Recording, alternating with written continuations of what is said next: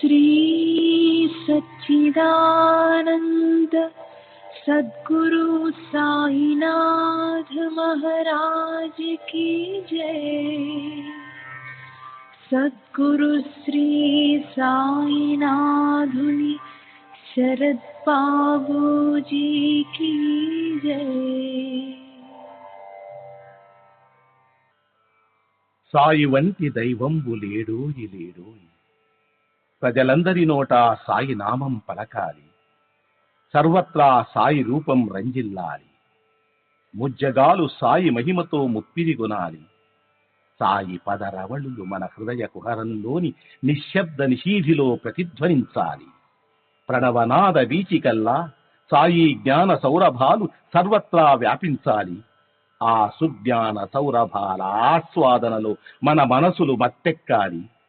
సాయి ప్రేమామృత ధారలు అంతటా నిరంతరం వర్షించాలి.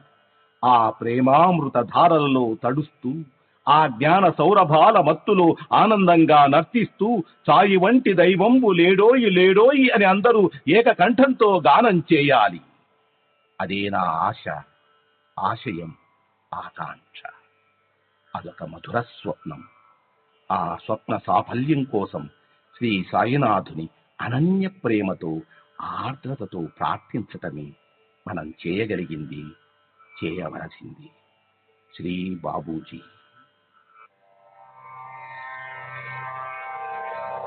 श्री सच्चिदानंद सद्गुरु साईनाथ महाराज की जय। सद्गुरु श्री साईनाथुनि शरद बाबूजी की जय। साई बाबा, साई बाबा, साई बाबा, साई बाबा, साई बाबा, साई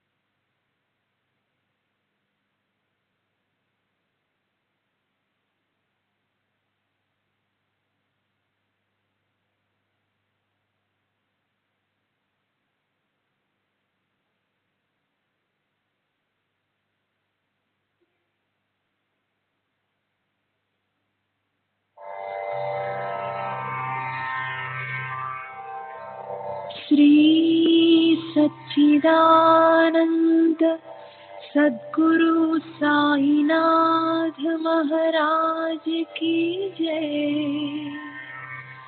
सद्गुरु श्री साईनाथुनि शरद बाबूजी की जय।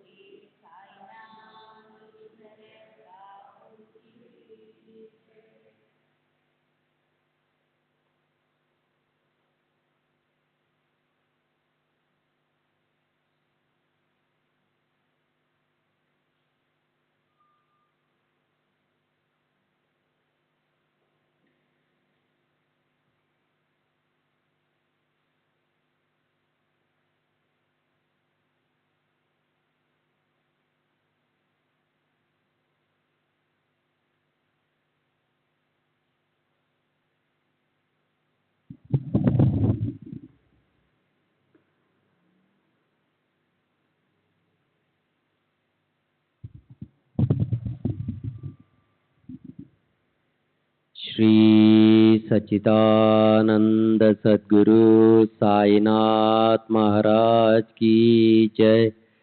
सद्गुरु श्री साईनाथ निचरद बाबूजी की जय। శ్రీ సాయి సచ్చరిత్రము 2వ అధ్యాయము నిన్నటి తరువాయే. దీనికి జవాబు మిక్కిలి తేలిక. సాయిబాబా జీవిత చరిత్ర సముద్రము వలె విశాలమైనది, లోతైనది. అందరూ దీని యందు మునిగి భక్తి జ్ఞానములను మనులను వెలికి తీసి కావలసిన వారికి పంచిపెట్టవచ్చును. శ్రీ సాయిబాబా నీతి బోధమగు కథలు, లీలలు మిక్కిలి ఆశ్చర్యమును కలుగజేయును. అవి మనోవికలత చెందిన వారికి, విచారగ్రస్తులకు శాంతి సమకూర్చి ఆనందము కలుగజేయును. ఇహపరములకు కావలసిన జ్ఞానమును బుద్ధిని ఇచ్చును. వేదముల వలె రంజకములను ఉపదేశకములను బాబా ప్రబోధనను విని వానిని మననము చేసినచో భక్తులు వాంఛించునవి అనగా బ్రహ్మైక్య యోగము, అష్టాంగ యోగ ప్రావీణ్యము, ధ్యానానందము పొందెదరు. అందుచే బాబా లీలలను పుస్తక రూపమున వ్రాయ నిశ్చయించి తిని బాబాను సమాధికి ముందు చూడని భక్తులకు ఈ లీలలు మిగుల ఆనందము కలుగచేయును. అందుచేత బాబా గారి ఆత్మ సాక్షాత్కార ఫలితముగు పలుకులు బోధలు సమకూర్చుటకు పూనుకొంటుంది. సాయిబాబాయే ఈ కార్యమునకు నన్ను ప్రోత్సహించను. నా అహంకారమును వారి పాదములపై నుంచి శరణు వంటిని. కావున నా మార్గము సవ్యమైనదనియు బాబా ఇహపర సౌఖ్యములు తప్పక దయచేయననియు నమ్మి ఉంటిని. నా అంతట నేను ఈ గ్రంథ రచనకు బాబా యొక్క అనుమతిని పొందలేకుంటుని. మాధవరావు దేశపాండే ఉరఫ్ శ్యామ అనువారు బాబాకు ముఖ్య భక్తుడు. వారిని నా తరపున బాబాను ప్రార్థించమంటిని. నా తరపున వారు బాబాతో ఇట్లనిరి: ఈ అన్నా సాహెబ్ మీ జీవిత చరిత్రను వ్రాయ కాంక్షించుచున్నాడు. నేను భిక్షాటనముచే జీవించు ఫకీరునను. నా జీవిత చరిత్ర వ్రాయనవసరము లేదని అనవద్దు. మీరు సమ్మతించి సహాయపడినచో వారు వ్రాసెదరు, లేదా మీ కృపయే దానిని సిద్ధింపచేయును. మీ యొక్క అనుమతి ఆశీర్వాదము లేనిదే ఏదియూ జయప్రదముగా చేయలేము. అది వినినంతనే శ్రీ సాయిబాబా మనస్సు కరిగి నాకు ఊది ప్రసాదము పెట్టి ఆశీర్వదించెను. మరియు శ్యామతో ఇట్లు చెప్పతొడంగెను: కథలను అనుభవములను ప్రోగు చేయమనుము. అక్కడక్కడ కొన్ని ముఖ్య విషయములను టూకీగా వ్రాయమనుము. నేను సహాయము చేసేదను. వాడు నిమిత్త మాత్రుడే. నా జీవిత చరిత్ర నేనే వ్రాసి నా భక్తుల కోరికలను నెరవేర్చవలెను. వాడు తన అహంకారమును విడవవలెను. దానిని నా పాదములపై పెట్టవలెను. ఎవరైతే వారి జీవితంలో ఇట్లు చేసెదరో వారికి నేను మిక్కిలి సహాయపడినను. నా జీవిత చర్యల కొరకే కాదు, సాధ్యమైనంత వరకు వారి గృహకృత్యములందును తోడ్పడేదను. వాని అహంకారము పూర్తిగా పడిపోయిన పిమ్మట అది మచ్చనకు కూడా లేకుండినప్పుడు నేను వాని మనస్సులో ప్రవేశించి నా చరిత్రను నేనే వ్రాసుకొందును. నా కథలు బోధలు విన్న భక్తులకు భక్తి విశ్వాసములు కుదురును. వారు ఆత్మ సాక్షాత్కారమును బ్రహ్మానందమును పొందెదరు. నీకు తోచిన దానినే నీవు నిర్ధారణ చేయుటకు ప్రయత్నించకుము. ఇతరుల అభిప్రాయములు కొట్టివేయుటకు ప్రయత్నించకుము. ఏ విషయం పైనను కీడు మేలు ఎంచు వివాదము కూడదు. వివాదము అనగానే నన్ను హేమాత్పత్ అని పిలుచుటకు కారణమేమో మీకు చెప్పెదను. వాగ్దానము జ్ఞప్తికి వచ్చినది. ఇప్పుడు దానినే మీకు చెప్పబోచున్నాను. కాకా సాహెబ్ దీక్షిత్, నానా చాందోర్కర్లతో నేను ఎక్కువగా స్నేహంతో ఉంటిని. వారు నన్ను షిరిడీకి పోయి బాబా దర్శనము చేయమని బలవంతము చేసిరి. అట్లే చేసేదనని వారికి నేను వాగ్దానము చేసి తిని. ఈ మధ్యలో ఏదో జరిగినది. అది నా షిరిడీ ప్రయాణమునకు అడ్డుపడినది. లోనావాలాలో ఉన్న నా స్నేహితుని కొడుకు జబ్బు పడెను. నా స్నేహితుడు మందులు మాత్రలు అన్నీ ఉపయోగించను, కానీ నిష్ఫలమయ్యను. జబ్బు తగ్గలేదు. తుదకు వాని గురువును పిలిపించుకొని పక్కన కూర్చుండబెట్టుకొనెను, కానీ ప్రయోజనం లేకుండెను. ఈ సంగతి విని నా స్నేహితుని కుమారుని రక్షించలేనట్టు గురువు యొక్క ప్రయోజనమేమి? గురువు మనకు ఏమీ సహాయం చేయలేనప్పుడు నేను షిరిడి ఏలపోవలను అని భావించి షిరిడి ప్రయాణము మానుకొంటిని. కానీ కానున్నది కాకమానదు. అది ఈ క్రింది విధముగా జరిగెను.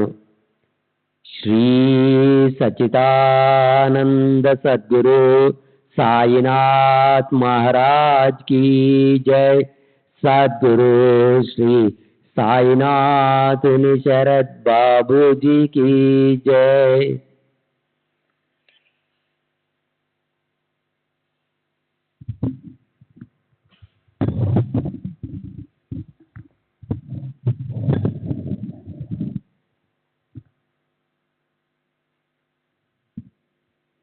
నానాసాహెబ్ చందోర్కర్ ప్రాంతీయ రెవెన్యూ అధికారి. ఉద్యోగరీత్యా ఒకనాడాయన వసైకి పర్యటనకై పోవుచుండెను. టానా నుండి దాదర్కు వచ్చి అచ్చట వసైపోవు బండి కొరకు కనిపెట్టుకుని ఉండెను. ఈలోగా బాంద్రా లోకల్ బండి వచ్చెను.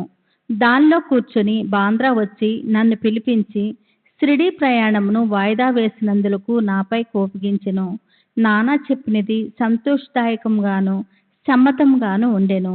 అందుచే నా రాత్రియే షిరిడీ పోవు నిశ్చయించితిని. సామాన్లు కట్టుకొని షిరిడీ బయలుదేరితిని. బాంద్రా నుండి దాదర్ వెళ్ళి అచ్చట మన్మాడ్ వెళ్ళు రైలు ఎక్కవలనని అనుకుంటుని. అటులనే దాదర్కు టికెట్ కొని రైలు రాగానే ఎక్కి కూర్చుంటిని. బండి ఇక బయలుదేరిననగా మహమ్మదీయుడొకడు నేను కూర్చున్న పెట్టిలోనికి హడావుడిగా వచ్చి నా సరంజామనంతా చూచి ఎక్కడికి పోవుచుంటివని నన్ను ప్రశ్నించెను. నా ఆలోచన వారికి చెప్తిని. వెంటనే అతడు దాదర్ల స్టేషన్లో దిగవద్దని, ఎందుకనగా మన్మాడ్ మైలు దాదర్లో ఆగదని, అదే రైల్లో ఇంకనూ ముందుకు పోయి పోరీబందర్ స్టేషన్లో దిగమని నాకు సలహా చెప్పెను. ఈ చిన్న లీలయే జరగకుండానచో నేను అనుకున్న ప్రకారము ఆ మరుసటి ఉదయము షిరిడీ చేరలేకపోయేవాడును. అనేక సందేహములు కూడా కలిగి ఉండేటివి. కానీ అదృష్టవశాత్తు అది అట్లా జరగలేదు.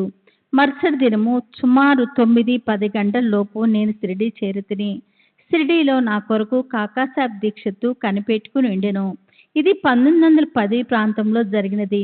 అప్పటికి సాటేవాడ ఒక్కటే షిరిడీ వచ్చు భక్తుల కొరకు నిర్మింపబడి ఉండెను. టాంగా దిగిన వెంటనే బాబాను దర్శించవాలని నాకు ఆత్రం కలిగెను. అంతలో అప్పుడే మసీదు నుండి వచ్చుతున్న తాత్యా సాహెబ్ నోల్కరు బాబా వాడా చివర ఉన్నారనియు మొట్టమొదట ధూళి దర్శనం చేసుకునమని నాకు సలహా ఇచ్చెను. స్నానానంతరము ఓపికగా మరలా చూడవచ్చుననిను. ఇది వినిన తోడనే నేను పోయి బాబా పాదములకు సాష్టాంగ నమస్కారం చేస్తుని. నాలో ఆనందము పొంగిపొరలినది. నానాసాహెబ్ చందోర్కర్ చెప్పిన దానికన్నను ఎన్నో రెట్లు అనుభవమైంది. నా సర్వేంద్రియములు తృప్తి చెంది ఆకలి దప్పుకలు మర్చితిని. మనసుకు సంతృష్టి కలిగెను. బాబా పాదములు పట్టిన వెంటనే నా జీవితంలో గొప్ప మార్పు కలిగెను. నాకు షిరిడీ పోవలసిందని ప్రోత్సహించిన వారందరికీ నేనెంతో రుణపడినట్లుగా భావించితిని. వారిని నా నిజమైన స్నేహితులుగా భావించితిని. వారి రుణమును నేను తీర్చుకొనలేను. వారిని జ్ఞప్తి తెచ్చుకొని వారికి నా మనసులో సాష్టాంగ ప్రమాణం చేస్తుని. నాకు తెలిసినంత వరకు సాయిబాబా దర్శనం వల్ల కలుగు చిత్రమేమనా మనలోనున్న ఆలోచనలు మారిపోవును. వెనకటి కర్మల ఫలము తగ్గును. క్రమంగా ప్రపంచమందు విరక్తి కలుగును. నా పూర్వజన్మ సుకృతంచే నాకు ఈ దర్శనం లభించిందనుకుంటుని. సాయిబాబాను చూచినంత మాత్రంలోనే నీ ప్రపంచమంతయు సాయిబాబా రూపం వహించెను. వాడాలో త్రివ వాగ్వివాదము. నేను షిరిడీ చేరిన మొదటి దినమునే నాకును బాలాసాహెబ్ బాటేకును గురువు యొక్క ఆవశ్యకతను గురించి గొప్ప వాగ్వివాదం జరిగిను. మన స్వేచ్ఛను విడిచి ఇంకొకరికి ఎందుకు లొంగి ఉండవలనని నేను వాదించితిని. మన కర్మలను మనమే చేయుటకు గురువు యొక్క ఆవశ్యకత ఏమి? తనంతట తానే కృషి చేసి మిక్కిలి యత్నంతో ఈ జన్మ దుఃఖము నుండి తప్పించుకొని వలను. ఏమియూ చేయక సోమరిగా కూర్చుని వానికి గురువేం చేయగలడు అని నేను స్వేచ్ఛాపక్షంన ఆశ్రయించితిని.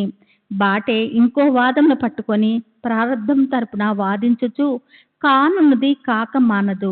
మహనీయులు కూడా ఈ విషయంలో ఓడిపోయిరి. మనుజుడు ఒకడు తలచిన భగవంతుడు వేరొకడు తలచును. నీ తెలివితేటలు అటుండనిమ్ము.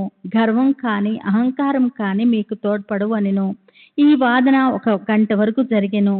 కానీ ఇది ఏమీ తెలియలేదు. అలసిపోవచ్చే ఘర్షణ మానుకుంటుమి. ఈ ఘర్షణ వల్ల నా మనశ్శాంతి తప్పినది. దేహాత్మ బుద్ధి అహంకారం లేకునచో వివాదములకు తావు లేదని గ్రహించితిని. 1000 ఏళ్ల వివాదములకు మూల కారణము అహంకారము. ఇతరులతో కూడా మేము మసీదుకు పోగా బాబా కాకాను పిలిచి ఇట్లడిగెను, వాడాలో ఏం జరిగినది? ఏమిటా వివాదము? అది దేని గురించి? ఈ హేమాడ్ పంత్ ఏమంచున్నాడు? ఈ మాటలు విని నేను ఆశ్చర్యపడుతుని. సాటేవాడ మసీదుకు చాలా దూరంగా ఉన్నది. మా వివాదం గురించి బాబాకి ఎట్లు తెలుసును? అతడు సర్వజ్ఞ ఉండవలను. లేనిచో మా వాదన ఎట్లు గ్రహించును? బాబా మన అంతరాత్మను అధికారియే ఉండవచ్చును. హేమాడ్ పంత్ అను బిరుదునకు మూల కారణము. సాయిబాబా నన్నెందులకు హేమాడ్ పంత్ అని పిలిచినని ఆలోచింపసాగితిని. ఇది హేమాద్రి పంతు అనే నామమునకు రూపాంతరము. దేవగిరికి చెందిన యాదవ వంశరాజులకు హేమాది పంతు ప్రధాన మాచ్యుడు. అతడు గొప్ప పండితుడు, మంచి స్వభావం కలవాడు. చతుర్వర్గ చింతామణి రాజప్రశస్తి అను గొప్ప గ్రంథములను రచించినవాడు. మోడీ భాషను ఒక నూతన గణిత విధానంను కనిపెట్టినవాడు. ఇక నేనా వానికి వ్యతిరేక బుద్ధి కలవాడ్ను, మేధాశక్తి అంతగా లేనివాడ్ను. మరి సాయిబాబా నాకెందుకీ విలునొస్కరో తెలియకుండెను. ఆలోచించేగా ఇది నా అహంకారమును చంపుడుకొక ఎమ్మనియు నేనెప్పుడూ అనుకువ నమ్రతలు కలిగి ఉండవలనని బాబా కోరిక ఉండవచ్చుననియు గ్రహించితిని. అంతకుముందు వాడాలో జరిగిన చర్చలో నేను చూపిన తెలివితేటలకు బాబా ఈ రీతిగా అభినందించి ఉండవచ్చునని అనుకుంటుని. భవిష్యత్ సచ్చరిత్రను బట్టి చూడగా బాబా పలుకులకు దాబోల్కర్ను హేమాడ్పంత్ అనుట గొప్ప ప్రాముఖ్యం కలదనియు, భవిష్యత్తు తెలిసియే బాబా అట్లా నన్నియు భావించవచ్చును. ఏలననగా హేమాడ్పంతు శ్రీ సాయిబాబా సంస్థానమును చక్కని చాకచక్యంతో నడిపిను. సంస్థానం యొక్క లెక్కలను బాగా నుంచెను. అంతేకాక భక్తి, జ్ఞానము, నిర్వామోహము, ఆత్మ శరణాగతి, ఆత్మ సాక్షాత్కారము మొదలగు విషయములతో శ్రీ సాయి సచ్చరిత్ర అను గొప్ప గ్రంథం రచించెను. గురువు యొక్క ఆవశ్యకత. ఈ విషయమే బాబా ఏమైనా హేమాడ్పంతు వ్రాసి ఎండలేదు. కానీ కాకాసాహెబ్ దీక్షిత్ ఈ విషయం గురించి తాను వ్రాసుకున్న దానిని ప్రచురించెను. హేమాడ్పంతు బాబాను కలిసిన రెండవ దినము కాకాసాహెబ్ దీక్షిత్ బాబా వద్దకు వచ్చి షిరిడీ నుంచి వెళ్ళవచ్చునా అని అడిగెను. బాబా అట్లే అని జవాబిచ్చెను. ఎక్కడికి ఎవరో అడగగా చాలా పైకి అని బాబా చెప్పెను. మార్గం ఏది అని దీక్షిత్ అడిగెను. అక్కడికి పోవుటకు అనేక మార్గములు కలవు. షిరిడీ నుంచి ఒక మార్గం కలదు. మార్గము ప్రయాసకరమైనది. మార్గ మధ్యమునున్న అడవిలో పులులు, తోడేళ్లు కలవని బాబా బదిలేను. మార్గదర్శకుని వెంట తీసుకుని పోయినచో అని కాకాసాహెబ్ అడగగా అట్లయించో కష్టమే లేదని బాబా జవాబిచ్చెను. మార్గదర్శకుడు తిన్నగా గమ్యస్థానం చేర్చును. మార్గ మధ్యమునున్న తోడేళ్లు, పులులు గోతుల నుండి తప్పించును. మార్గదర్శకుడే లేనిచో అడవి మృగములచే చంపబడవచ్చును, లేదా దారి తప్పి గుంటల్లో పడిపోవచ్చునన్నెను. మసీదులో అప్పుడచ్చట్నే ఉన్న దాబోల్కరు తన ప్రశ్నకు అదే తగిన సమాధానమని గుర్తించెను. వేదాంత విషయంలో మానవుడు స్వేచ్ఛాపరుడా కాడా అనే వివాదం వలన ప్రయోజనం లేదని గ్రహించెను. పారమార్థము నిజంగా గురుబోధన వల్లనే చిక్కుననియు, రామకృష్ణులు తమ గురువులైన వశిష్ఠ సాందేవులకు లొంగి అనుకువతో నుండి ఆత్మ సాక్షాత్కారం పొందిరనియు, దానికి దృఢమైన నమ్మకము అంటే నిష్ఠ, ఓపిక, సబూరియను 2 గుణములు ఆవశ్యకమని గ్రహించెను. 2వ అధ్యాయం సంపూర్ణము. సద్గురు శ్రీ సాయినాథార్పణమస్తు. శుభం భవతు. శ్రీ సచ్చిదానంద సద్గురు సాయినాథ్ మహారాజ్ కీ జై.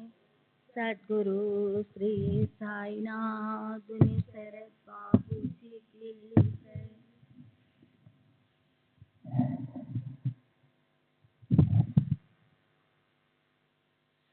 శ్రీ సాయినాథాయ నమః. శ్రీ సాయి సచ్చరిత్రము 3వ అధ్యాయము.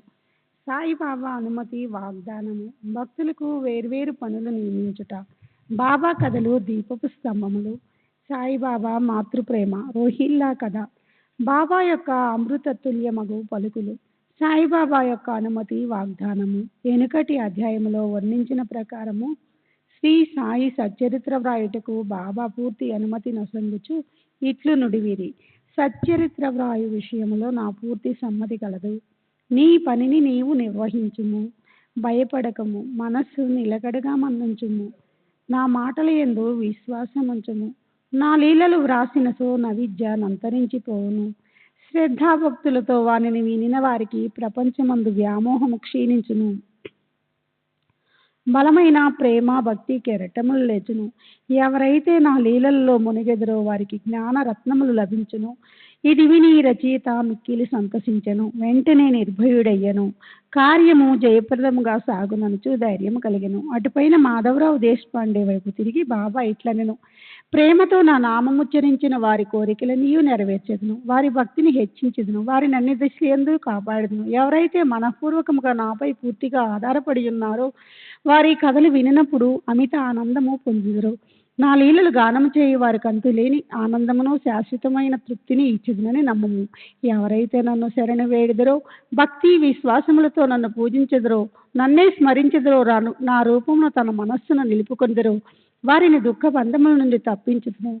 ప్రాపంచిక విషయములన్నింటినీ మరచి నా నామమునే జపించుచు, నా పూజనే తలుపుచు, నా లీలలను చరిత్రను మననము చేయుచు ఎల్లప్పుడూ నన్ను జ్ఞప్తి అందించుకుని వారు ప్రపంచ విషయములందు ఎక్కి తగులుకొందురు.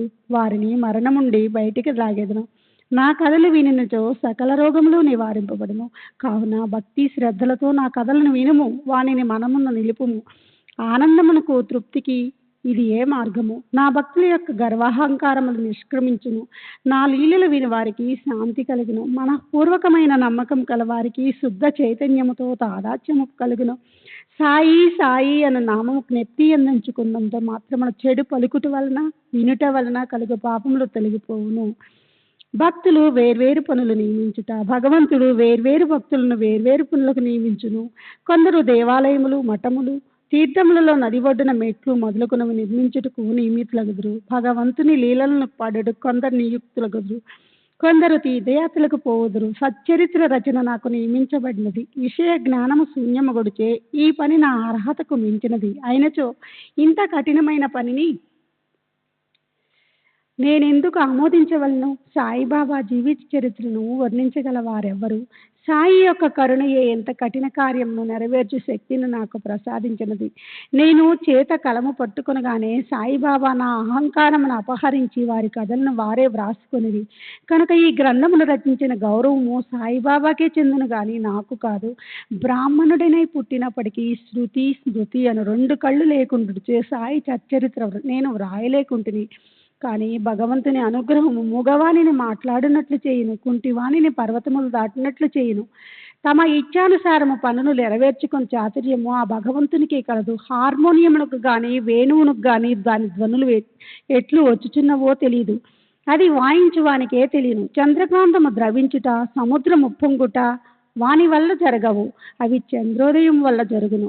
బాబా కథలు దీపపు స్తంభములు. సముద్ర మధ్య ముందు దీపపు స్తంభములను పడవలపై పోవారు ఆ వెలుతురులో రాళ్ళు రప్పల వల్ల కలుగు హానులను తప్పించుకొని సురక్షితముగా ప్రయాణింతురు. ప్రపంచమును మహాసముద్రంలో బాబా కథలను దీపములు దారుచూపును. అవి అమృతము కంటే తీయగా నుండి ప్రపంచ యాత్ర చేయు మార్గమును సులభముగా సుగమముగా చేయును. యోగీశ్వర్ల కథలు పవిత్రములు. అవి మన చెవుల ద్వారా హృదయమందు ప్రవేశించినప్పుడు శరీర స్పృహయను అహంకారమును ద్వంద్వ స్వభావమును నిష్క్రమించును. మన హృదయమందు నిల్వయుండిన సందేహములు పటాపంచలైపోవును. శరీర గర్వము మాయమైపోయి కావలసినంత జ్ఞానము నిల్వ చేయబడును. శ్రీ సాయిబాబా కీర్తి వర్ణనలు ప్రేమతో పాడినా కానీ వినినా కానీ భక్తుని పాపములు పటాపంచములగును. కాబట్టి ఇవియే మోక్షమునకు సులభ సాధనములు.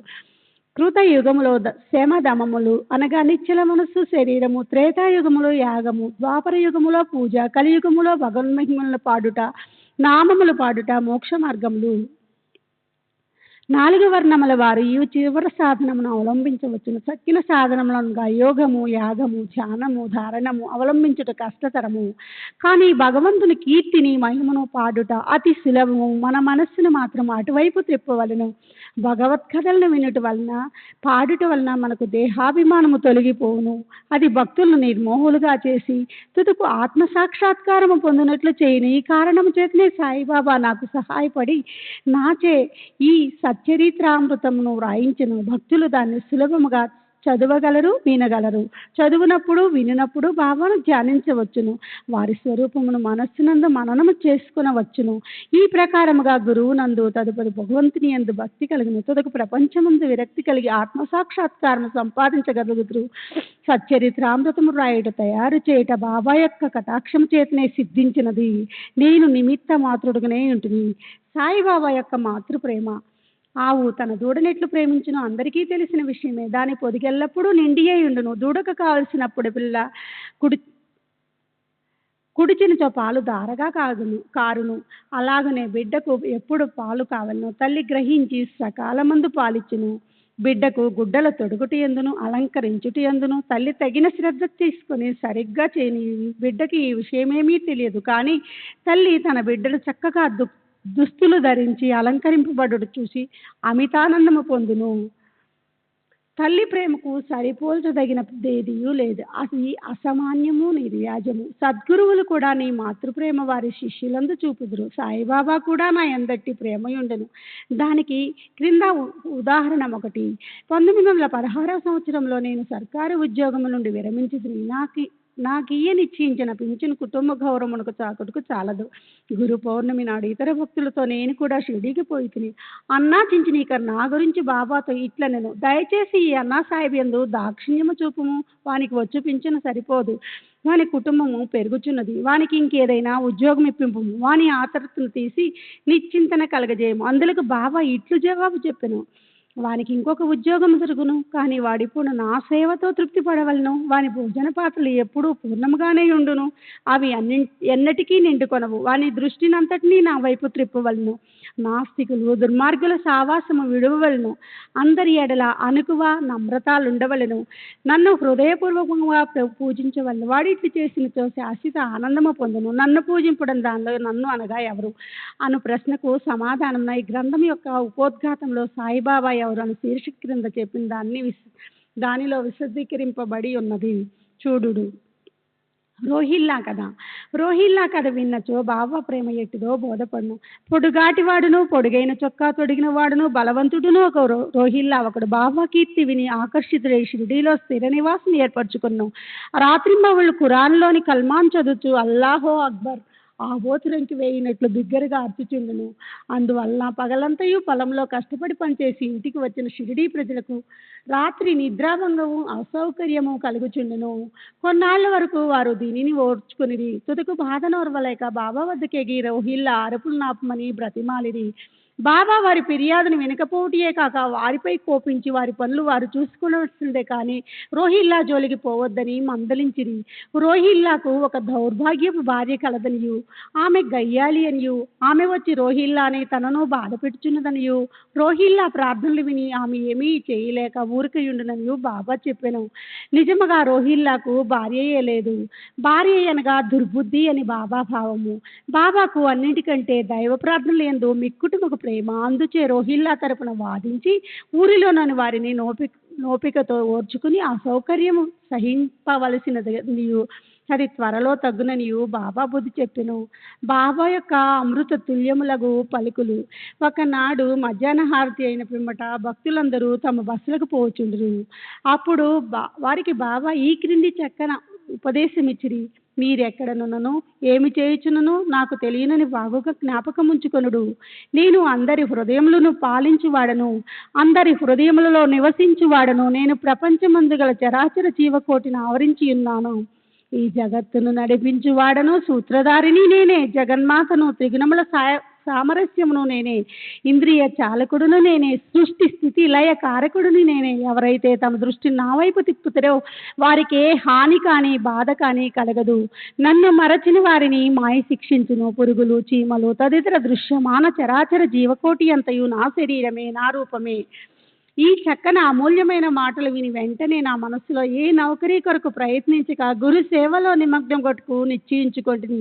కానీ అన్నా చించినీకర్ ప్రశ్నకు బాబా చెప్పిన సమాధానం నా మనస్సునందుండెను. అది జరుగునా లేదా అనే సందేహం కలుగుచుండెను. భవిష్యత్తులో బాబా పలికిన పలుకులు సత్యములైనవి. నాకు ఒక సర్కారు ఉద్యోగం దొరికిను. అది కొద్ది కాలం వరకే. అటు పిమ్మట వేరే పని ఏదియూ చేయక శ్రీ సాయి సేవకు నా జీవితం అంతయు సమర్పించి తిని ఈ అధ్యాయమును ముగించబో ముందు చదువులకు నేను చెప్పునదేమన్నా బద్ధకము, నిద్ర, చంచల మనస్సు, దేహాభిమానము మొదలకు వారిని విడిచి వారు తమ యావత్ దృష్టిని సాయిబాబా కథల వైపు త్రిప్పవలను. వారి ప్రేమ సహజముగా నుండవలను. వారు భక్తి యొక్క రహస్యమును తెలుసుకుందురుగాక. ఇతర మార్గములు అవలంబించి అనవసరముగా నలుసుకోవద్దు. అందరూ ఒకే మార్గం తొక్కుదురుగాక. అనగా శ్రీ సాయి కథలను విందురుగాక. వారి అజ్ఞానము నశింపజేయును. మోక్షమును సంపాదించి పెట్టు. లోబి ఎక్కడున్నప్పటికీ వారి మనస్సు తాను పాతిపెట్టిన సొత్తునందే ఉండునట్లు బాబాను కూడా ఎల్లరూ తమ హృదయములందు స్థాపించుకొందురుగాక. 3వ అధ్యాయం సంపూర్ణము. సద్గురు సాయినాథార్పణమస్తు. శుభం భవతు. శ్రీ సచ్చిదానంద సద్గురు సాయినాథ్ మహారాజ్ की जय. सद्गुरु श्री साईनाथ शरद बापू जी की जय. శ్రీ సాయినాథాయ నమః. శ్రీ సాయి సచ్చరిత్రము 4వ అధ్యాయము. యోగీశ్వరుల కర్తవ్యము. భగవద్గీత చతురాధ్యాయమున 7-8 శ్లోకములందు శ్రీకృష్ణ పరమాత్ముడు ఇట్లు సెలవు ఇచ్చి ఉన్నారు. ధర్మము నశించినప్పుడు, అధర్మము వృద్ధి పొందినప్పుడు నేను అవతరించెదను. సన్మార్గులను రక్షించుటకు, దుర్మార్గులను శిక్షించుటకు, ధర్మస్థాపన కొరకు యుగ యుగములందు అవతరించెదను. ఇదియే భగవంతుని కర్తవ్య కర్మ. భగవంతుని ప్రతినిధులకు యోగులు, సన్యాసులు అవసరము వచ్చినప్పుడల్లా అవతరించి ఆ కర్తవ్యమును నిర్వర్తించెదరు. ద్విజులకు బ్రాహ్మణ, క్షత్రియ, వైశ్య జాతుల వారు తమ కర్మలను మానునప్పుడు, శూద్రులు పై జాతుల వారి హక్కులను అపహరించినప్పుడు, మత గురువులను గౌరవించక అవమానించినప్పుడు, ఎవరును మత బోధలను లక్ష్య పెట్టనప్పుడు, ప్రతివాడును గొప్ప పండితుడని అనుకున్నప్పుడు, జనులు నిషిద్ధారములు మద్యపానములకు అలవాటు పడినప్పుడు, మతము పేరుతో కాని పనులు చేయునప్పుడు, వేర్వేరు మతముల వారు తమలో తాము కలహించినప్పుడు, బ్రాహ్మణులు సంధ్యావందనము మానునప్పుడు, సనాతనులు తమ మతాచారములు పాటించినప్పుడు, ప్రజలు ధనదార సంతానములే జీవిత పరమార్థముగా భావించి మోక్ష మార్గమును మరచునప్పుడు, యోగేశ్వరులు ఉద్భవించి వారి వాక్కాయ కర్మలచే ప్రజలను సవ్య మార్గమును పెట్టి వ్యవహారములను చక్కదిద్దుదురు. వారు దీపస్తంభం వల్లే సహాయపడి మనము నడపవలసిన సన్మార్గమును, సత్ప్రవర్తనను నిర్దేశించెదరు. ఈ విధముగానే నివృత్తి, జ్ఞానదేవు, ముక్తాబాయి, నామదేవు, జానాబాయి, గోనాయి, ఏకనాథుడు, తుకారాం, నరహరి, నర్సీబాయి, సజ్జన్ కసాయి, సావంతమాలి, రామదాసు మొదలుగా గల యోగులను తదితరులు వేర్వేరు సమయములను ఉద్భవించి మనకు సవ్యమైన మార్గము చూపిరి. అట్లే సాయిబాబా కూడా సకాలమునందు షిరిడీ చేరిరి. పవిత్ర షిరిడీ క్షేత్రము అహ్మద్నగర్ జిల్లాలోని గోదావరి నదీ ప్రాంతములు చాలా పుణ్యతములు ఏలన అచ్చట అనేక యోగులు ఉద్భవించిరి, నివసించిరి. అట్టి వారిలో ముఖ్యులు శ్రీ గానేశ్వర్ మహారాజ్. షిరిడీ గ్రామము అహ్మద్నగర్ జిల్లాలోని కోపర్గాం తాలూకాకు చెందినది. కోపరగాం వద్ద గోదావరి దాటి షిరిడీకి పోవలను. నది దాటి 3 కోసులు పోయినచో నీమ్గాం వచ్చును. అచ్చటికి షిరిడీ కనిపించును. కృష్ణా తీరమందు గల గాణగాపురము, నరసింహవాడి, ఔదంబరు మొదలుగా గల పుణ్యక్షేత్రము వలె షిరిడీ కూడా గొప్పగా పేరుగాంచినది. పండ్రీపురమునకు సమీపమున గల మంగళ వేద యందు భక్తుడగు దామాజీ, సజ్జనగడమందు సమర్థ రామదాసు, నరసీబాచి వాడియందు శ్రీ నరసింహ సరస్వతి స్వామివార్లు వర్ధిల్లినట్లే శ్రీ సాయినాథుడు షిరిడీలో వర్ధిల్లి దానిని పవిత్రమరించెను. సాయిబాబా రూపురేఖలు. సాయిబాబా వలననే షిరిడీ ప్రాముఖ్యము వహించినది. సాయిబాబా ఎట్టి వ్యక్తియో పరిశీలింతుము. వారు కష్టతరమైన సంసారములను జయించిన వారు. శాంతియే వారి భూషణము. వారు జ్ఞానమూర్తులు, వైష్ణవ భక్తులు కిల్లు వంటి వారు, ఉదార స్వభావులు, సారములోని సారాంశము వంటి వారు, నశించి వస్తువులందు అభిమానము లేనివారు, ఎల్లప్పుడూ ఆత్మ సాక్షాత్కారమందే మునిగి ఉండేవారు, భూలోకమందు గాని స్వర్గలోకమందు గాని గల వస్తువులందు అభిమానము లేనివారు. వారి అంతరంగము అద్దము వలె స్వచ్ఛమైనది. వారు వాక్కుల నుండి అమృతము స్రవించుచుండెను. గొప్పవారు, బీదవారు వారికి సమానమే. వారు మానవామానాలను లెక్కించిన వారు కారు. అందరికీ వారు ప్రభువు. అందరితో కలిసిమెలిసి ఉండేవారు. ఆటలు గావించేవారు, పాటలను వినుచుండేవారు. కానీ సమాధి స్థితి నుండి మరలువారు కాదు. ఎల్లప్పుడూ అల్లా నామము నుచ్చరించుచుండేవారు. ప్రపంచమంతా మేలుకున్నప్పుడు వారు యోగ నిద్ర ఎందుండేవారు. లోకము నిద్రించినప్పుడు వారు మెలకువతో నుండేవారు. వారి అంతరంగము లోతైన సముద్రము వల్లే ప్రశాంతము. వారి ఆశ్రయము, వారి చర్యలు ఇదిమిత్తముగా నిశ్చయించుటకు వీలు కానివి. ఒకచోటనే కూర్చుండి ఉన్నప్పటికీ ప్రపంచమందు జరుగు సంగతులన్నీ వారికి తెలియను. వారి దర్బారు ఘనమైనది. నిత్యము 100 కొలది కథలు చెప్పున్నప్పటికీ మౌనము తప్పిడివారు కారు. ఎల్లప్పుడూ మసీదు గోడకు ఆనుకొని నిలుచునివారు. లేదా ఉదయము, మధ్యాహ్నము, సాయంత్రము లెండి తోట వైపు గాని చావుడు వైపు గాని ప్రచారాలు చేయుచుండేవారు. ఎల్లప్పుడూ ఆత్మధ్యానమునందే మునిగి ఉండేవారు. సిద్ధపురుషులైనప్పటికీ సాధకుని వలె నటించువారు. నమ్రత కలిగి అహంకారము లేక అందరినీ ఆనందింపచేయేవారు. అట్టివారు సాయిబాబా. షిరిడీ నేల వారి పాదపరిచే గొప్ప ప్రాముఖ్యము పొందినది. జ్ఞానేశ్వర్ మహారాజ్ ఆలందిని వృద్ధి చేసినట్లు, ఏకనాథుడు పైటాను వృద్ధి చేసినట్లు శ్రీ సాయిబాబా షిరిడీని వృద్ధి చేసిన. షిరిడీలోని గడ్డిరాళ్ళు పుణ్యము చేసుకున్నవి. ఏలన బాబా పవిత్ర పాదములను ముద్దు పెట్టుకొని వారి పాదధూళి తలపైన వేసుకొనగలిగినవి. షిరిడి మా వంటి భక్తులకు పండరీపురము, జగన్నాథము, ద్వారకా, కాశీ, రామేశ్వరము, బదరీ, కేదార్, నాసిక్, త్రయంబకేశ్వరము, ఉజ్జయిని, మహాబలేశ్వరము, గోకర్ణము వంటిదైనది. షిరిడీ సాయిబాబా స్పర్శయే మాకు వేద పారాయణ తంత్రము. అది మాకు సంసార బంధములు సన్నగిలి చేసి ఆత్మ సాక్షాత్కారము సులభ సాధ్యము చెయ్యను. శ్రీ సాయి దర్శనమే మాకు యోగ సాధనముగా నుండెను. వారితో సంభాషణ మా పాపములను తొలగించుచుండెను. త్రివేణి ప్రయాగాల స్నాన ఫలము వారి పాదసేవ వలనే కలుగుచుండెడిది. వారి పాదోదకము మా కోరికలను నశింపజేయుచుండెడిది. వారి ఆజ్ఞ మాకు వేదవాక్కుగా నుండెడిది. వారి ఊదీ ప్రసాదము మమ్మ పావనము చేయుచుండెను. వారు మా పాలిట శ్రీకృష్ణుడుగా, శ్రీరాముడిగా నుండి ఉపశమనమును కలుగజేయుచుండెది. వారు మాకు పరబ్రహ్మ స్వరూపమే. వారు ద్వంద్వాతీతులు. నిరుత్సాహము గాని ఉల్లాసము గాని ఎరుగరు. వారు ఎల్లప్పుడూ సచ్చిదానంద స్వరూపులుగా నుండెడి వారు. షిరిడి వారి కేంద్రమైనను వారి లీలలు పంజాబు, కలకత్తా, ఉత్తర హిందుస్థానము, గుజరాతు, దక్కను, కన్నడ దేశములలో చూపుచుండెది.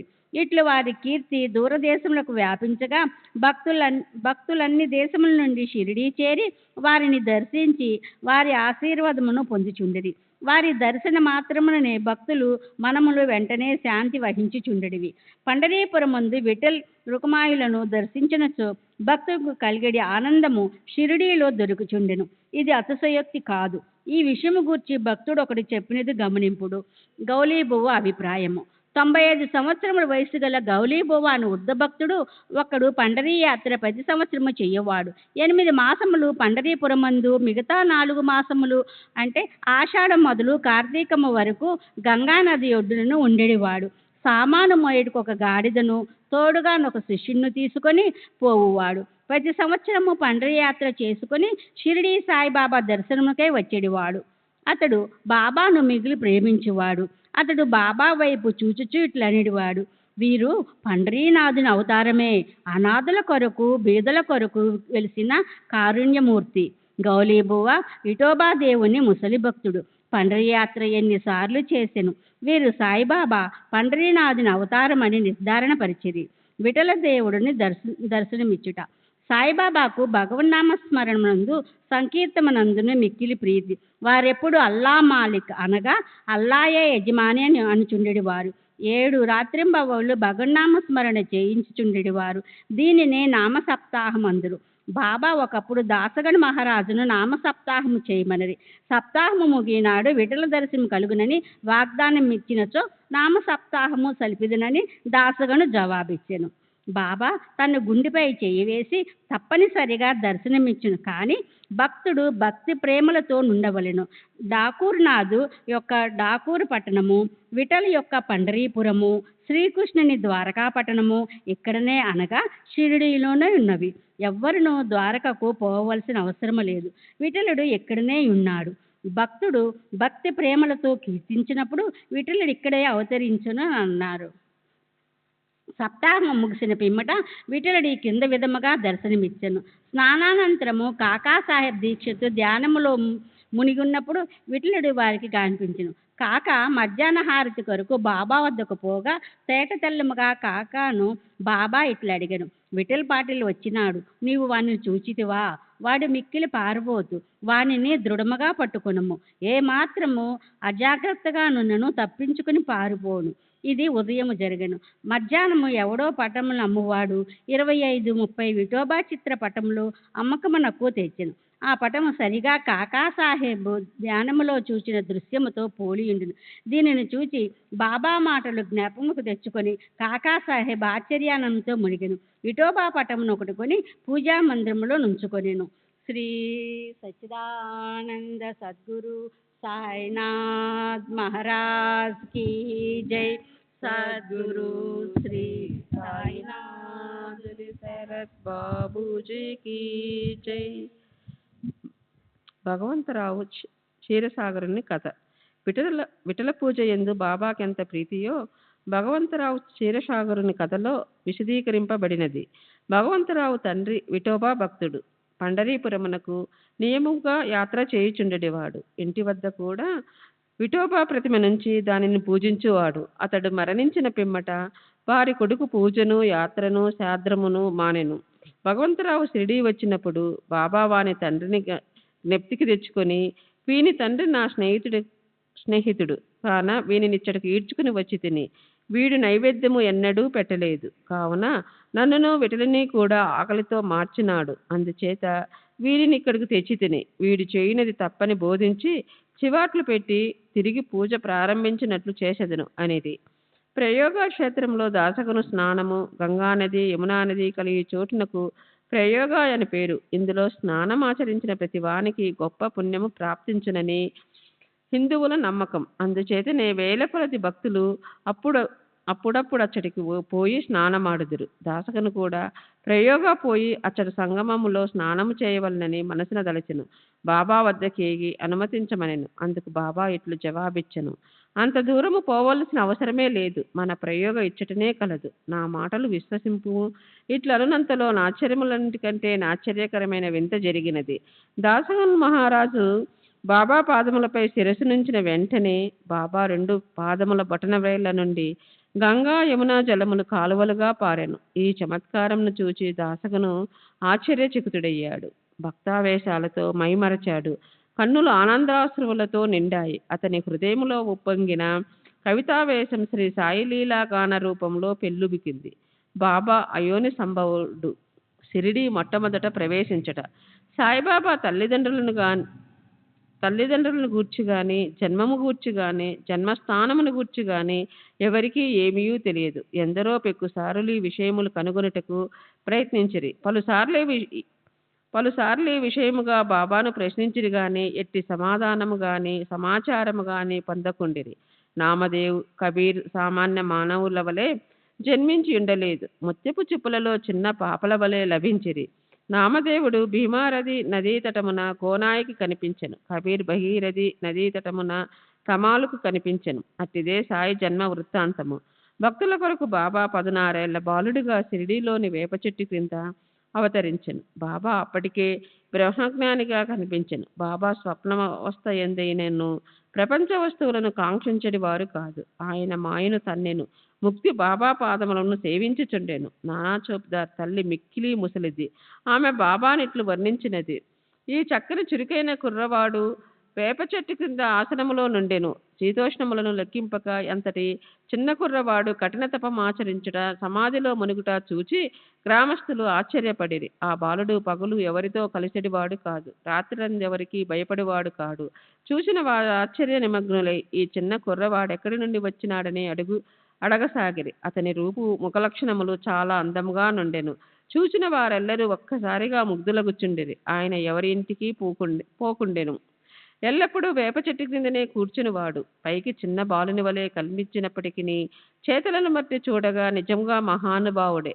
నిర్వ్యామోహము రూపుదాల్చిన అతని గూర్చి ఎవరికి నేమి తెలియకుండెను. ఒకనాడు ఖండోబా దేవుడొకని నావేశించగా, నీ బాలుడెవడై ఉండునని ప్రశ్నించిరి. వాని తల్లిదండ్రులు ఎవరని, ఎచ్చటి నుండి వచ్చినాడని అడిగిరి. ఆ ఖండోబాగనం ఒక స్థలమును చూపి గడ్డపారను తీసుకుని వచ్చి అచ్చట త్రవ్వమనెను. అట్లు త్రవ్వగానందులో కొన్ని ఇటుకలు వాని ఎగువ వెడల్పు రాయి ఒకటి కనిపించెను. ఆ బండను తొలగించగా కిందనొక సందు కనిపించెను. అచ్చట 4 దీపములు వెలుగుచుండెను.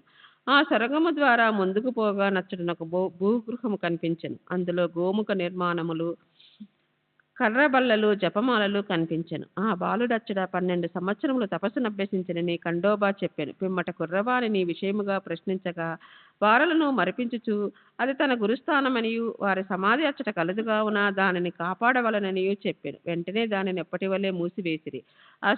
అశ్వద్ధ ఉదంబర వృక్షముల వలె నీ వేప చెట్టును పవిత్రముగా చూచుకొనుచు బాబా ప్రేమించువారు. మహల్సాపతి తదితర షిరిడీలోని భక్తులు దీనిని బాబా యొక్క గురువుగారి సమాధి స్థానమని భావించి సాష్టాంగ నమస్కారములు చేసెదరు. శ్రీ సచిదానంద సద్గురు సాయినాథ్ మహారాజ్ కీ జై. సద్గురు శ్రీ సాయినాథుని శరత్ బాబూజీకి జై. 3 వసతి గృహములు, వేప చెట్టును దాని చుట్టూనున్న ఇదే కదా స్థలము హరి వినాయక సాటే అనువాడు కొని సాటే వాడను ఒక పెద్ద వసతి గృహము కట్టించెను. అప్పట్లో షిరిడికి పోయి భక్త మండలికిది ఒక్కటే నివాస స్థలము. వేప చెట్టు చుట్టూ ఎత్తుగా అరుగు కట్టిరి, మెట్లు నిర్మించిరి. మెట్లు దిగువన ఒక గూడు వంటిది కలదు. భక్తులు మండపముపై ఉత్తరాభిముఖంగా కూర్చుండెదరు. ఎవరచ్చట గురు శుక్రవారాలు ధూపం వేయుదురో వారు బాబా కృప వల్ల సంతోషంతో ఉండెదరు. ఈ వాడ చాలా పురాతనమైనది కావున మరమ్మతునకు సిద్ధముగా నుండెను. తగిన మార్పులు మరమ్మతులు సంస్థానం వారు చేసిరి. కొన్ని సంవత్సరాల పిమ్మట దీక్షిత్ వాడయను పేర ఇంకొక వసతి గృహము కట్టబడినది. న్యాయవాది అయిన కాకాసాహెబ్ దీక్షిత్ ఇంగ్లాండుకు పోయెను. అతడి రైలు ప్రమాదము కాలు కుంటుపడెను. అది ఎంత ప్రయత్నించినను బాగు కాలేదు. తన స్నేహితుడగు నానాసాహెబ్ చందోల్కర్ షిరిడి సాయిబాబాను దర్శించమని సలహా ఇచ్చెను.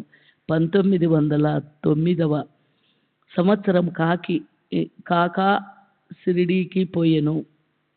బాబా దర్శనం మాత్రమున అమితానంద భరితుడై షిరిడిలో నివసించుటకు నిశ్చయించుకొనను. కాలు కుంటితనం కన్నా తన మనసులోని కుంటితనమును తీసివేయమని బాబాను ప్రార్థించెను.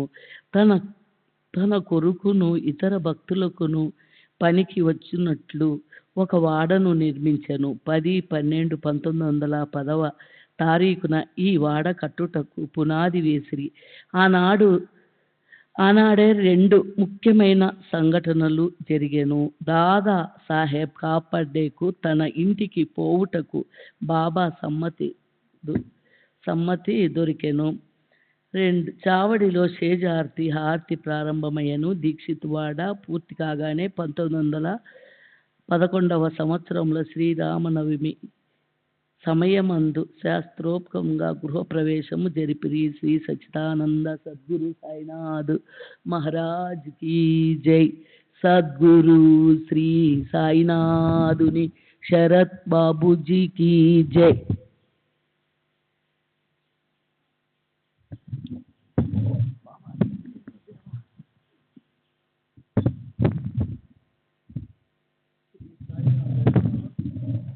శ్రీ సాయి సచ్చరిత్రము 5వ అధ్యాయము. పెళ్లి వారితో కలిసి బాబా తిరిగి షిరిడి వచ్చుట, ఫకీరుకు సాయి నామం ఎట్లు వచ్చెను, ఇతర యోగులతో సహవాసము, బాబా దుస్తులు, వారి నిత్యకృత్యములు, వేప చెట్టు క్రిందనున్న పాదుకల వృత్తాంతము, ఈ కథ యొక్క పూర్తి వివరములు, మొహియుద్దీన్ తంబూలితో కుస్తీ, జీవితంలో మార్పు, నీళ్లను నూనెగా మార్చుట, జవహర్ అలీ అన్న కపట గురువు. పెళ్లి వారితో కలిసి బాబా తిరిగి షిరిడి వచ్చుట. ఔరంగాబాద్ జిల్లాలో ధూప్ అను గ్రామం కలదు. అచ్చట ధనికుడగు మహమ్మదీయుడు ఒకడుండెను. అతని పేరు చాంద్ పాటిల్. ఔరంగాబాద్ పోవచుండగా అతని గుర్రము తప్పిపోయాను. 2 మాసములు వెదికినను దాని అంతు దొరకకుండెను. అతడు నిరాశ చెంది భుజముపై జీని వేసుకుని ఔరంగాబాద్ నుండి ధూప్ గ్రామమునకు పోవచుండెను. సుమారు ఒక 9 మైళ్ళు నడిచిన తర్వాత ఒక మామిడి చెట్టు వద్దకు వచ్చెను. దాని నీడలో ఒక వింత పురుషుడు కూర్చుని ఉండెను. అతడు తలపై టోపీ, పొడుగైన చొక్కా ధరించి ఉండెను. శంకలో సటగా పెట్టుకుని చిలుము త్రాగుటకు ప్రయత్నించుచుండెను. దారి వెంట పోవు చాంద్ పాటిల్ను చూసి అతనిని పిలిచి చిలుము త్రాగి కొంత తడవు విశ్రాంతి తీసుకొని పొమ్మనెను. జీను గురించి ప్రశ్నించెను. అది తాను పోగొట్టుకున్న గుర్రముదని చాంద్ పాటిల్ బదిలి చెప్పాను. ఆ దగ్గరలోనున్న కాలువ ప్రక్కన వెతకమని ఫకీరు చెప్పాను. అతడు అచ్చటకు పోయి గడ్డి మేయుచున్న గుర్రమును చూచి మిక్కిలి ఆశ్చర్యపడెను. ఈ ఫకీరు సాధారణ మనుజుడు కాడనియు, గొప్ప ఔలియా అంటే సిద్ధ పురుషుడై ఉండవచ్చుననియు అనుకునేను. గుర్రమును తీసుకుని ఫకీరు వద్దకు వచ్చెను. చిలుము తయారుగా ఉండెను. కానీ చిలుము వెలిగించుటకు నిప్పు, గుడ్డను తడుపుటకు నీరు కావలసి ఉండెను. ఫకీరు సటకాను భూమిలోనికి గుచ్చగా నిప్పు వచ్చెను. మరలా అక్కడే సటకాతో నేలపై మోదగా నీరు వచ్చెను. ఫకీరు గుడ్డముఖ ఆ నీటితో తడిపి నిప్పుతో చిలుమును వెలిగించెను. అటుల సిద్ధమైన చిలుమును ఆ ఫకీరు తాను పీల్చి తరువాత చాందుపాటిలకు అందించెను. ఇదంతయు చూచి చాందుపాటిలు ఆశ్చర్యచకితుడయ్యెను. ఫకీరును తన గృహమునకు అతిథిగా రమ్మని చాంద్పాటిలు వేడెను. ఆ మరుసటి దినమే ఫకీరు పాటీలు ఇంటికి పోయి అచట కొంతకాలం ఉండెను. ఆ పాటీలు గ్రామమునకు మునుసుబు. అతని భార్య తమ్ముని కొడుకు పెండ్లి సమీపించెను. పెండ్లి కూతురిది షిరిడీ గ్రామము. అందుచే కావలసిన సన్నాహములన్నీ చేసుకుని పాటీలు షిరిడీ ప్రయాణమయ్యను. పెండ్లి వారితో కలిసి ఫకీరు కూడా బయలుదేరెను. ఎట్టి చిక్కులు లేక వివాహము జరిగిపోయెను. పెండ్లి వారు దూపు గ్రామము తిరిగి వెళ్ళిరి. కానీ ఫకీరు మాత్రము షిరిడీలో ఆగి అచ్చటనే స్థిరముగా నిలిచెను. ఫకీరుకు సాయి నామం ఎట్లు వచ్చెను? పెండ్లి వారు షిరిడీ చేరగానే ఖండోబా మందిరమునకు సమీపమునున్న భక్త మహల్సపతి పొలంలో ఉన్న మర్రి చెట్టు కింద బస చేసిరి. ఖండోబా మందిరమునకు తగిలి ఉన్న ఖాళీ జాగాల్లో బండ్లు విడిచిరి. బండ్లలో ఉన్నవారు ఒకరి తర్వాత ఒకరు దిగిరి. ఫకీరు కూడా దిగిను. బండి దిగుచున్న యువ ఫకీరును చూచి భక్త మహల్సపతి రండి సాయి అని స్వాగతించెను. తక్కిన వారు కూడా ఆయనను సాయి అని పిలువనారంభించిరి. అది మొదలు వారు సాయిబాబాగా ప్రఖ్యాతులైరి. ఇతర యోగులతో సహవాసము. సాయిబాబా షిరిడీలో ఒక మసీదులో నివాసం ఏర్పరచుకునేది. బాబా షిరిడీ రాక పూర్వమే దేవిదాసు అని యోగి షిరిడీలో ఎన్నో సంవత్సరాల నుండి నివసించుచుండెను. బాబా అతనితో సాంగత్యమునికి ఇష్టపడెను. అతనితో కలిసి కొంతకాలము మారుతి మందిరములోను చావడిలోను ఉండెను. కొంతకాలం ఒంటరిగా నుండెను. అంతలో జానకిదాసు గోసావి అని ఇంకొక యోగి కూడా వచ్చెను. బాబా అప్పుడప్పుడు ఈ యోగితో మాట్లాడుచుండేవారు, లేదా బాబా ఉండు చోటుకు జానకిదాసు పోవుచుండెను. అటులనే పుణతంబే నుండి ఒక వైశ్య యోగి షిరిడీ వచ్చుచుండేవాడు. ఆయన గృహస్థుడు, పేరు గంగాగీరు. ఒకనాడు బాబా స్వయముగా కుండలతో నీళ్లు తెచ్చి పూల చెట్లకు పోయిచున్నట్టు చూచి అతడు షిరిడీ గ్రామస్తులతో ఇట్లనెను, ఈ మణి ఇచ్చటుండుచే షిరిడీ పుణ్యక్షేత్రమైనది. ఈయన ఈనాడు కుండలతో నీళ్లు మోయిచున్నాడు, కానీ ఇతడు సామాన్య మానవుడు కాడు. ఈ నేల నిజముగా పుణ్యము చేసుకున్నది కనుకనే సాయిబాబా ఈ మణిని రాబట్టుకొనగలిగెను. ఏవల గ్రామంలో ఉన్న మఠములో ఆనందనాథుడను యోగి పొంగవుడుండెను. అతడు అక్కలకోటకర మహారాజు గారి శిష్యుడు. అతడు ఒకనాడు షిరిడీ గ్రామ నివాసులతో బాబాను చూడవచ్చెను. అతడు సాయిబాబాను చూచి ఇట్లనెను, ఈయన ఒక అమూల్యమైన రత్నము. సామాన్య మానవుని వల్లే కనిపించుచున్నప్పటికీ ఈయన మామూలు రాయి వంటి వాడు కాదు. ఈయన ఒక అమూల్య వజ్రము. ముందు ముందు ఈ సంగతి మీకే తెలియగలదు. ఇట్లనుచు ఆనందనాథుడు తిరిగి యవల వెళ్ళెను. ఇది శ్రీ సాయిబాబా యవ్వనమున జరిగిన సంగతి. బాబా దుస్తులు, వారి నిత్యకృత్యములు. యవనమునందు బాబా తమ తల వెంట్రుకలు కత్తిరించుకొనక జుట్టు పెంచుచుండెను. పహిల్వాన్ వలె దుస్తులు వేసుకునేటి వారు. షిరిడీకి 3 మైళ్ళ దూరంలోనున్న రహతాకు పోయినప్పుడు ఒకసారి బంతి, గన్నేరు, నిత్యమల్లె మొక్కలు తీసుకుని వచ్చి నేలను చదును చేసి వాటిని నీళ్లు పోసి పోయిచుండిరి. అనుదినము వామంతాత్యాను కుమ్మరి బాబాకు కాల్చని 2 పచ్చి కుండలను ఇచ్చిచుండేవాడు. బాబా స్వయముగా బావి నుండి నీళ్లు చేది ఆ నీటిని ఆ పచ్చి కుండలలో తోడి భుజముపై మోసుకొని తెచ్చి మొక్కలకు పోసేవారు. సాయంకాలము ఆ కుండలను వేప చెట్టు మొదట బోర్లించుచుండేది. కాల్సనివి అగుటచే అవి వెంటనే విరిగి ముక్కలగుచుండేవి. ఇట్లు 3 సంవత్సరములు గడిచెను. సాయిబాబా కృషి వలన అచ్చట ఒక పూల తోట లేచెను. ఆ స్థలములోనే ఇప్పుడు బాబా సమాధి ఉన్నది. దానినే సమాధి మందిరము అందరూ. దానిని దర్శించుట కొరికే అనేక మంది భక్తులు విశేషముగా పోవుచున్నారు. వేప చెట్టు కిందన పాదుకల వృత్తాంతము. అక్కల్ కోటకర్ మహారాజు గారి భక్తుడు భాయి కృష్ణాజీ ఆలీ బాక్కర్. ఇతడు అక్కల్కోట మహారాజు గారి చిత్రపటమును పూజించెడువాడు. అతడు ఒకప్పుడు షోలాపూర్ జిల్లాలోని అక్కల్కోట గ్రామమునకు పోయి మహారాజు గారి పాదుకలు దర్శించి పూజించవలనని అనుకునేను. అతడచ్చడికి పోక మునిపే స్వప్నములో ఆ మహారాజు దర్శనమిచ్చి ఇట్లు చెప్పెను, ప్రస్తుతము షిరిడీ నా నివాస స్థలము. అచ్చటికి పోయి నీ పూజ ఎనరింపుము. అందుచే అక్కలకోట పోవలను అన్న తన నిర్ణయమును మార్చుకొని బాయి కృష్ణాజీ షిరిడీ చేరి బాబాను పూజించి అచ్చటిని 6 మాసములు ఆనందంతో గడిపెను. దీని జ్ఞాపకార్థము పాదుకులు చేయించి శ్రావణ మాసములో ఒక శుభదినమున వేప చెట్టు క్రింద ప్రతిష్ఠ చేయించెను. ఇది శక సంవత్సరము 1834 శ్రావణ మాసంలో అనగా క్రీస్తు శకం 1912లో జరిగెను. దాదా కేల్కర్ ఉపాసిని బాబా అనువారు పూజను శాస్త్రోక్తంగా జరిపిరి. దీక్షిత్ అను బ్రాహ్మణుడు పాదుకల నిత్య పూజకు నియమింపబడెను. దీనిని పర్యవేక్షించు బాధ్యత భక్త సగన్మేర్ నాయకు అప్పగించబడినది. ఈ కథ యొక్క పూర్తి వివరములు.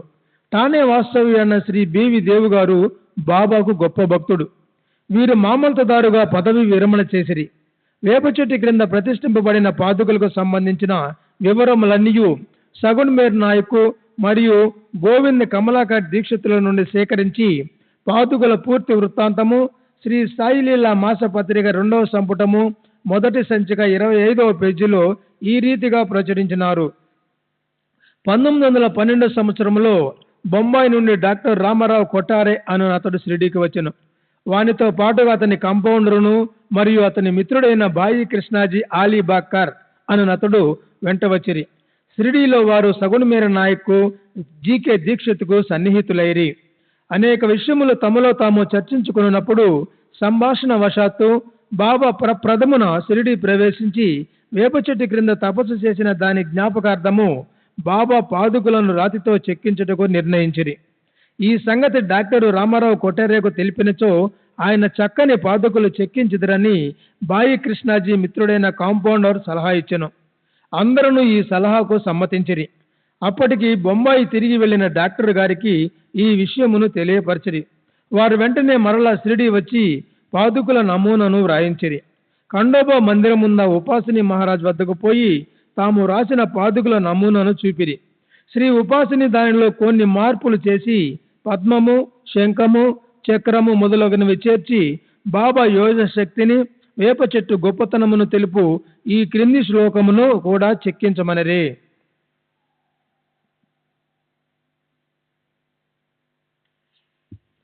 సదా నింబ వృక్షస్య మూలాదివాసాత్ సుధాశ్రావణ్యం తిక్తం అప్యప్రియంతం తరుం కల్ప వృక్షాదికం సాధయంతం నమామీశ్వరం సద్గురుం సాయినాథం.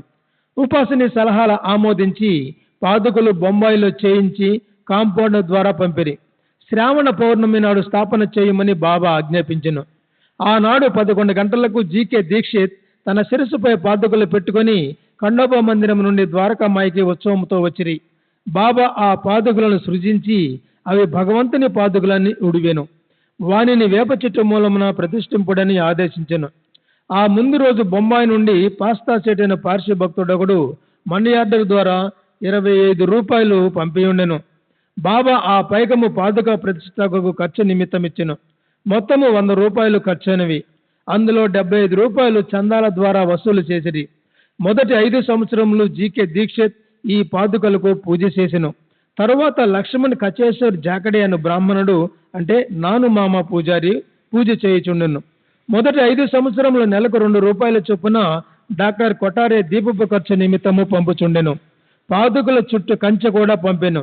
ఈ కంచెయు పైకప్పును కోపర్గాం స్టేషన్ నుండి షిరిడి తెచ్చుటకు 7 రూపాయల 8 పైసలు ఖర్చు సగున్మేర్ నాయక్ ఇచ్చెను.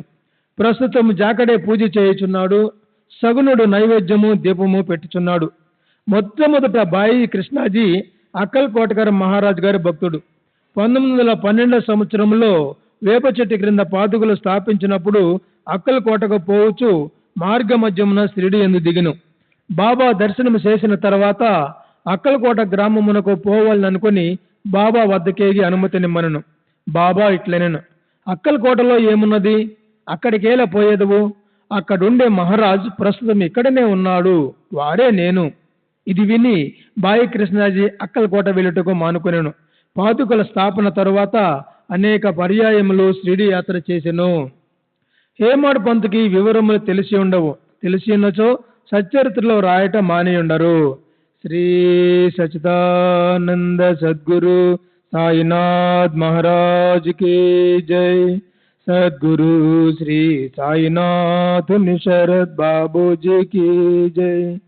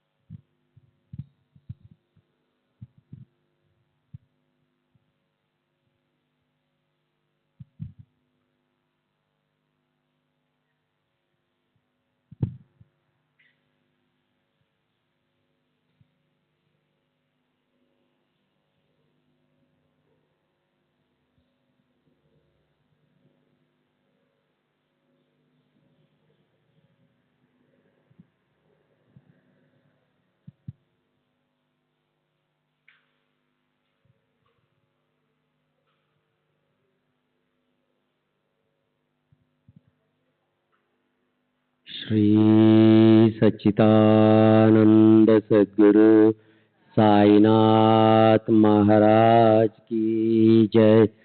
सद्गुरु श्री साईनाथ निशरद बाबू जी की जय।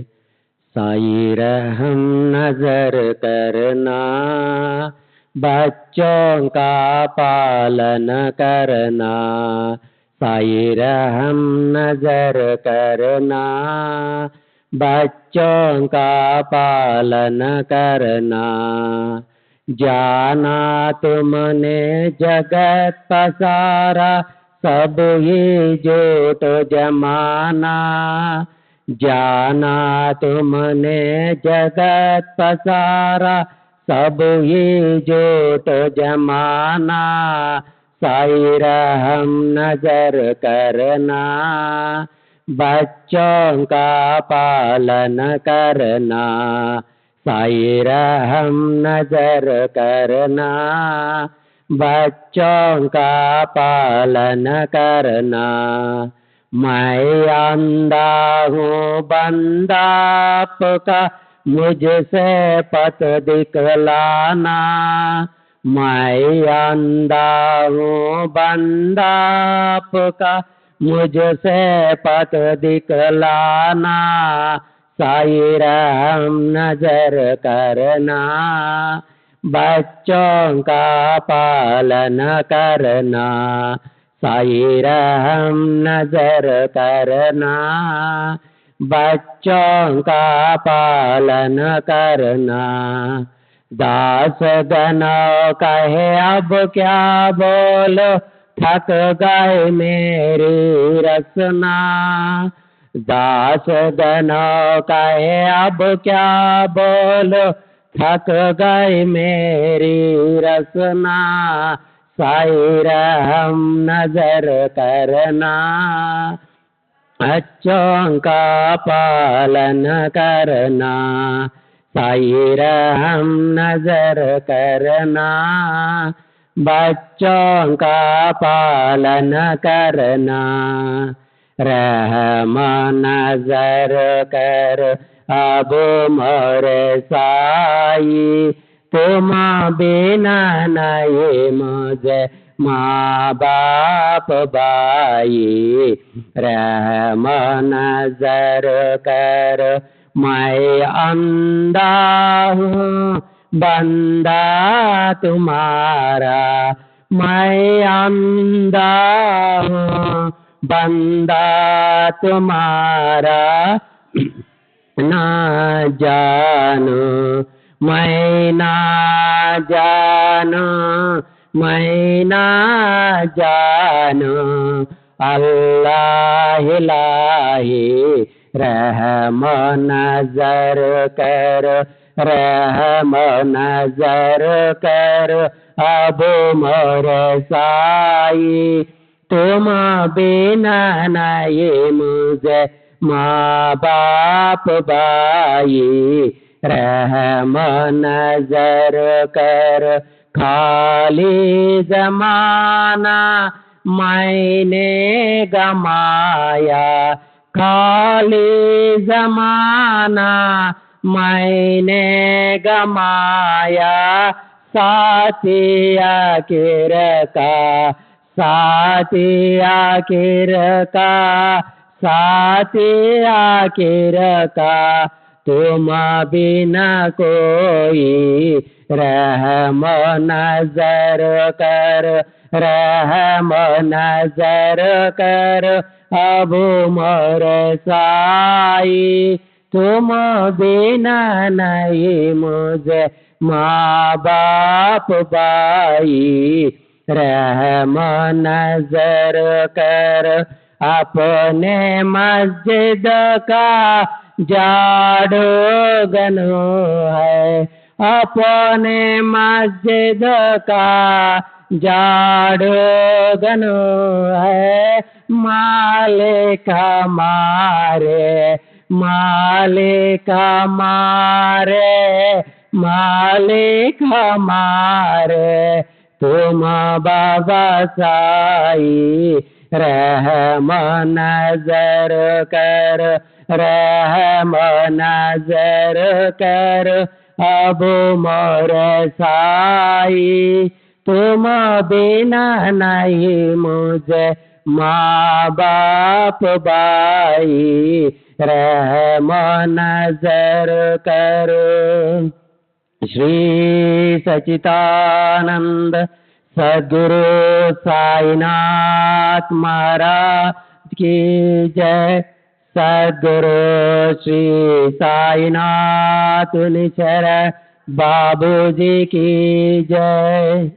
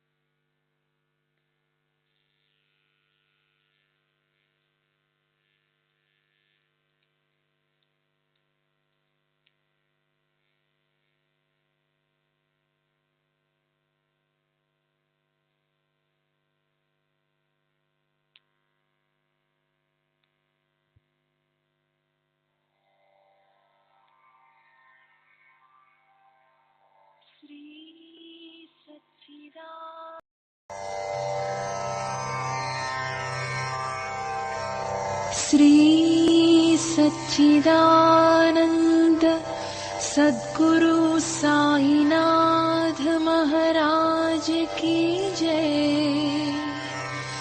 सद्गुरु श्री साईनाथुनि शरद बाबू जी की जय।